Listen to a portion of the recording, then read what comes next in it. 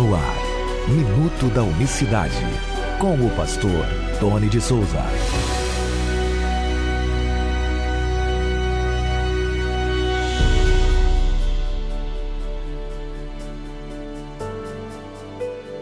Olá, queridos, graça e paz da parte do nosso grande Deus e Salvador Jesus Cristo. Muito bom dia, uma ótima quinta-feira para você, 31 de outubro de 2024. Até aqui nos ajudou o Senhor. Sejam todos bem-vindos a mais uma edição do Minuto da Unicidade. É a unicidade de Deus para você acompanhar pelo canal no YouTube e também pela rádio, pelo FM 98,7 Rádio Betel, Rio de Janeiro, programa Nossa Voz. Um abraço para você que está na rádio, ouvindo aí o nosso programa. Meus amados, ontem nós não tivemos o programa em virtude da transmissão do culto da comunidade evangélica Betel. Por essa razão, estamos de volta aqui com o Minuto da Unicidade, terminando a série de 7 razões bíblicas pelas quais uma pessoa deva ser batizada em nome do Senhor Jesus, e aos ministros batizarem também, invocarem o nome do Senhor Jesus. Lembra que a Bíblia diz, no livro de Romanos, capítulo 10, todo aquele que invocar o nome do Senhor será salvo. Toda pessoa que invocar o nome de Jesus será salvo. Bom, se fosse assim, bastava uma pessoa chegar e invocar o nome dele. O que é isso? O que significa isso, Jesus, amém, eu creio em Jesus e está salvo. Todo mundo diz que crê, e todo mundo diz que invoca, mas tem um lugar específico onde a pessoa faz a sua profissão de fé, a sua confissão pública de fé em Cristo Jesus, e ela realmente recebe o nome dele. Volto a citar mais uma passagem, lá em Atos 22, verso 16, Ananias pergunta para Paulo: e agora, por que te detens? Levanta-te e lava os teus pecados, invocando o nome do Senhor. Muito bem, esse é o momento exato, o momento do batismo. Tanto é que a pessoa ali, antes de ser batizada, fala: não, eu creio que Jesus morreu para perdão dos meus pecados, e aquele processo todo, não é? Muito bem. Vamos falar do sétimo motivo, da sétima razão bíblica pela qual uma pessoa deve ser batizada em nome do Senhor Jesus. Eu vou deixar aqui para você o texto base para esta sétima razão.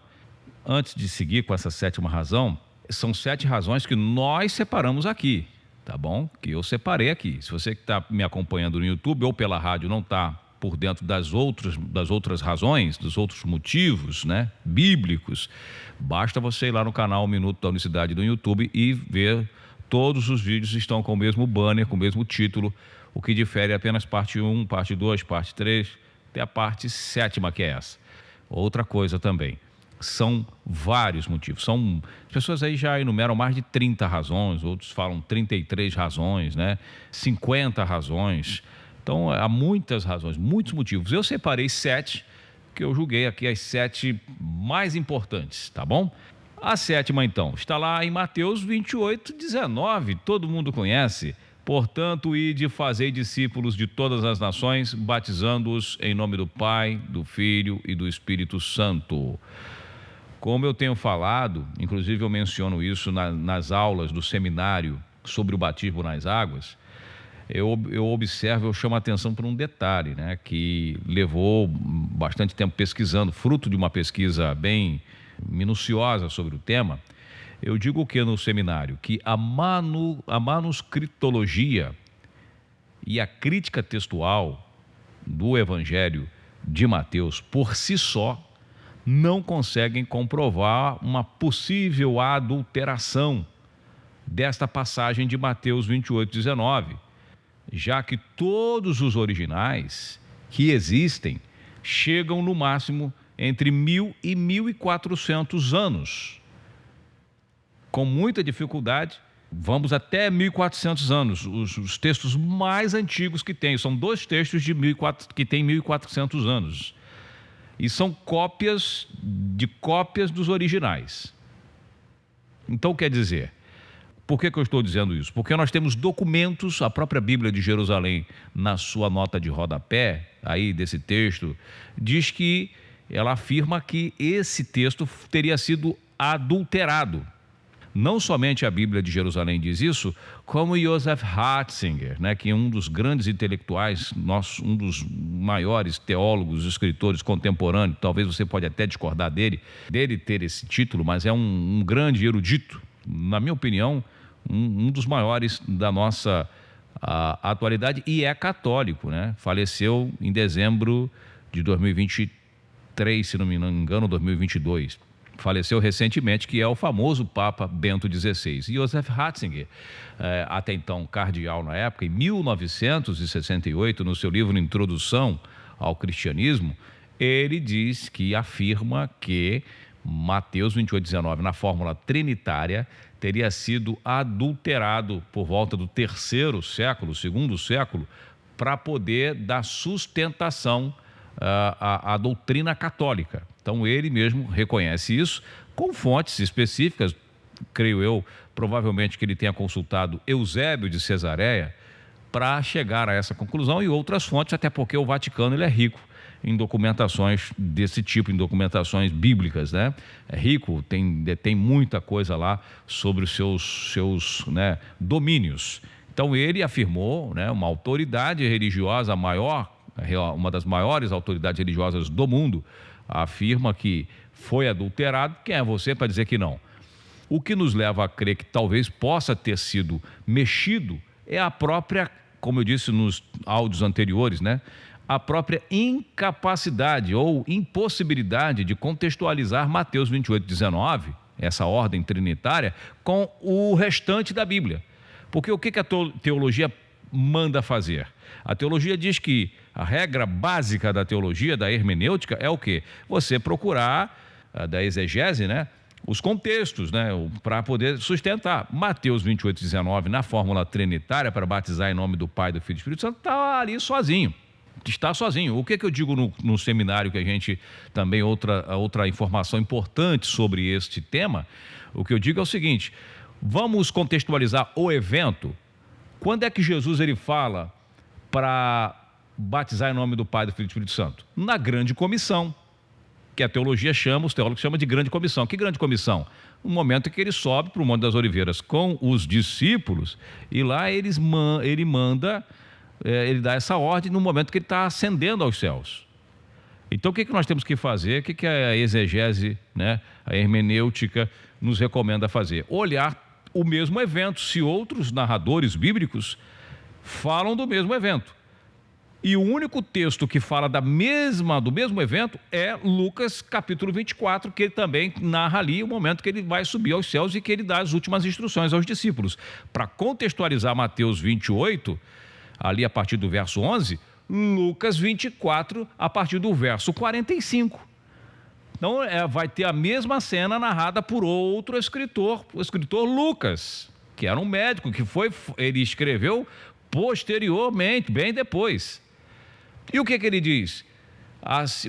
Ele pega as palavras do próprio Cristo dizendo para os discípulos: assim convinha, né, que o Cristo que padecesse, que morresse, que ao terceiro dia ressuscitasse, e que em seu nome, verso 47, pregasse o arrependimento, perdão dos pecados, começando por Jerusalém, até os confins da terra. Então, mesma cena, depois Lucas vai narrar uma situação semelhante lá em Atos capítulo 1, e nenhum desses textos usados para contextualizar o mesmo evento que é a grande comissão, a ascensão do Senhor Jesus, e nenhum dos outros textos tem a fórmula trinitária aparecendo. Um diz que é em seu nome, pregasse o arrependimento e perdão dos pecados, que é Lucas 24, 47. Como que Mateus 28, 19 está lá em nome do Pai, do Filho e do Espírito Santo, batizar.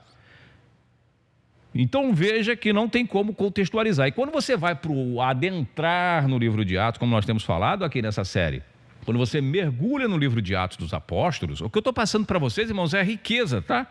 É riqueza mesmo de informação preciosa, que você não ouve isso com muita facilidade nos nossos dias. Então, quando você vai ver o livro de Atos, você vai adentrar no livro de Atos, atitudes, ações, vamos ver o que eles fizeram. Você vai ver eles usando o nome do Senhor Jesus para tudo, inclusive para o batismo nas águas. Batismos praticados em Atos. Vamos lá, citar alguns. No dia de Pentecostes, Pedro batiza quase 3.000 almas. Nós já citamos inúmeras vezes aqui. Arrependei-vos, cada um de vós, e sejais batizado em nome do Senhor Jesus Cristo, para perdão dos pecados, recebereis o dom do Espírito Santo. Atos capítulo 8, Filipe desce a Samaria, há uma perseguição, Filipe vai para Samaria, prega lá, homens e mulheres são batizados em nome de Jesus, leia lá Atos 8,16. Depois, Atos 10, Pedro é enviado à casa de Cornélio, batiza todo mundo, eles recebem o Espírito Santo, primeira vez que o Espírito Santo chega aos gentios, e a primeira vez que os gentios são batizados, gentios, da casa de Cornélio, em nome do Senhor Jesus, Atos 10, 47, em diante. E aí você vai também mais adiante, outros textos preciosos de Atos 19, Paulo rebatiza os discípulos que haviam sido batizados por João Batista, ele batiza novamente em nome de Jesus, Atos capítulo 19, verso 5, que você vai embora, vai lendo o livro de Atos, você vai ver, não tem um registro. Por isso que muitos falam, bom, se ninguém praticou esse batismo, só pode ter sido interpolado mesmo. Aí Ratzinger tem razão.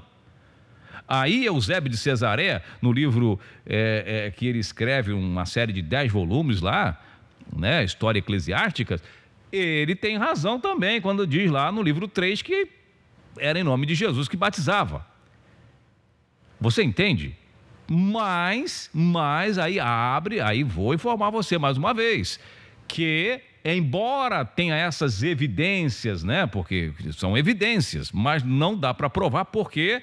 que eu falei no início desse programa de hoje, é a crítica textual, que pega o quê? Os textos mais antigos que nós temos acesso, disponibilizados, nós vamos ver a fórmula trinitária. Então você chegar para dizer, não, esse texto foi adulterado, quando os documentos mais antigos não têm essa adulteração, não consta nos textos antigos, porque vamos a 1.400 anos no máximo, e isso teria sido acontecido há 1.700 anos atrás, ou seja, temos aí um déficit de 300 indo para 400 anos de diferença do momento em que foi adulterado. Então, se o texto nós encontrássemos um documento original de 1.700 anos atrás, porque não existe, o tempo não consegue resistir, poderia comprovar, realmente está lá a fórmula trinitária. Mas vamos seguir com o que eu estou dizendo aqui. Não dá para provar que Mateus 28:19 tenha sido adulterado, embora nós temos pessoas com autoridade falando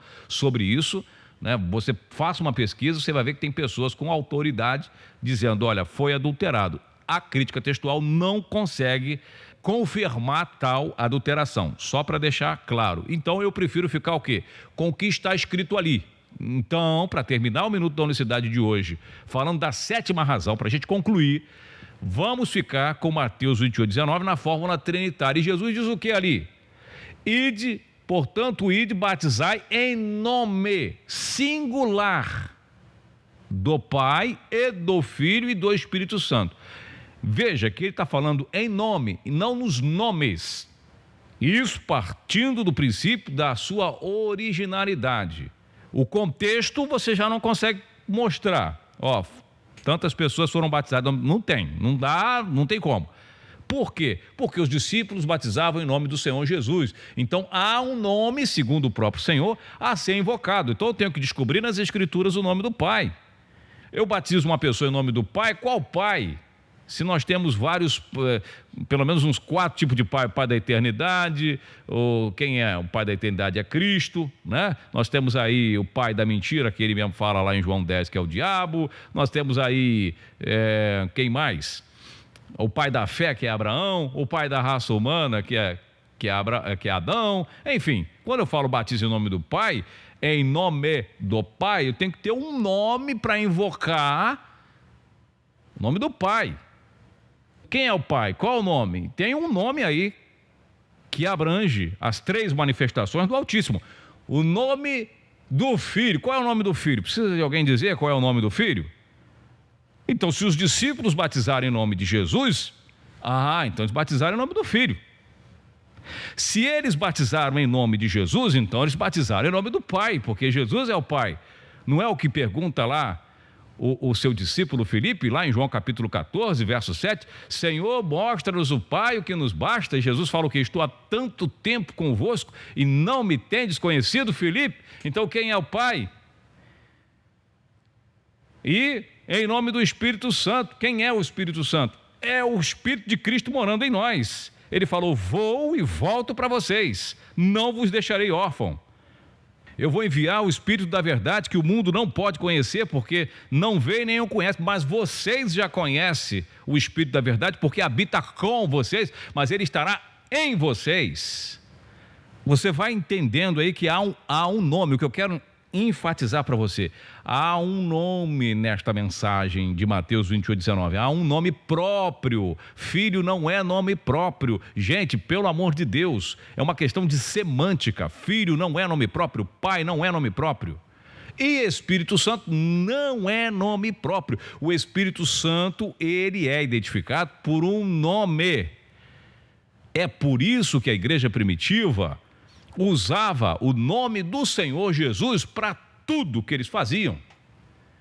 Não usava Yahvé, Ial, e vai usar, era Yeshua HaMashiach, Yehoshua, Yeshua, o que você quiser, era o nome do Mashiach, que era usado em todas as cerimônias, em todos os rituais, para tudo, para curar, em toda a história do Novo Testamento. O grande nome do Novo Testamento, Yeshua HaMashiach.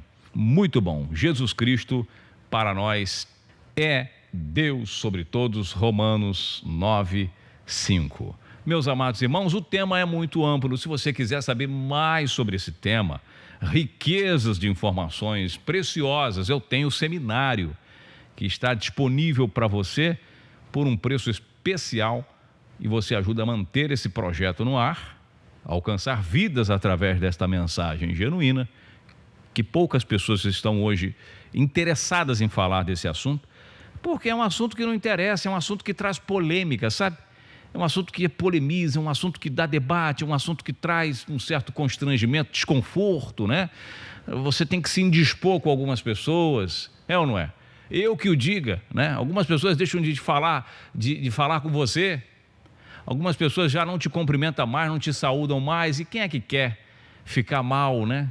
Se indispor com alguém, justamente mais por um assunto polêmico, que você às vezes não domina muito bem. Então temos poucas pessoas falando efetivamente deste tema precioso. É verdade, eu não estou falando isso para, sou a única cocada. Não, temos irmãos preciosos que falam sim, mas a nível Brasil, no universo você vai ver que são poucas pessoas que realmente se colocam para falar deste assunto, porque é o que é taxado de herege, é taxado de ignorante, que não tem teologia. Eu tenho formação teológica, eu tenho formação acadêmica de teologia, então eu posso falar isso, ninguém vai apontar o dedo na minha cara e dizer que eu não tenho.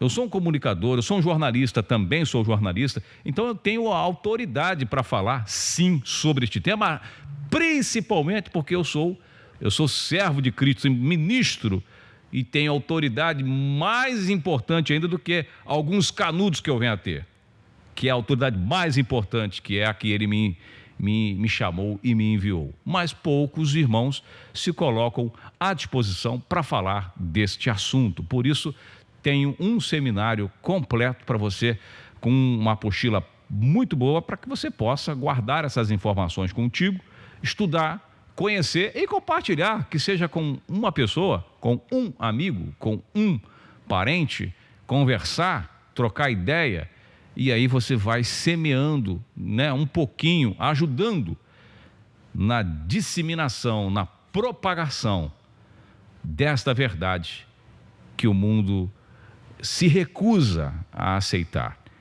Nós estamos aqui com a proposta do programa de rádio, com a proposta do Minuto da Unicidade. Eu não sei até quanto tempo nós vamos ficar com esta responsabilidade. Eu acredito que já caminhando já sigo aqui para os meus, né, já nos acréscimos desse tipo de trabalho, mas eu creio que Deus ainda vai levantar pessoas com disposição para anunciar esta verdade.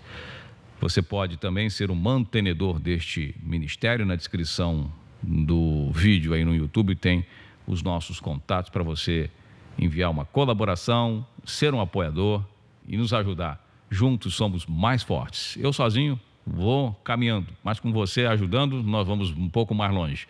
Um abraço para você que está na rádio, ouvindo aí o programa Nossa Voz. Obrigado pelo seu carinho. Qualquer dúvida, mande um e-mail, tonydesouza@gmail.com. Tony com 2 N's, 1 I, de Souza, Souza com Z, @gmail.com. A sua sugestão é muito importante, o seu apoio muito importante, e a gente se fala amanhã, se Deus quiser, com mais uma edição do Minuto da Unicidade. Graça e paz. Minuto da Unicidade.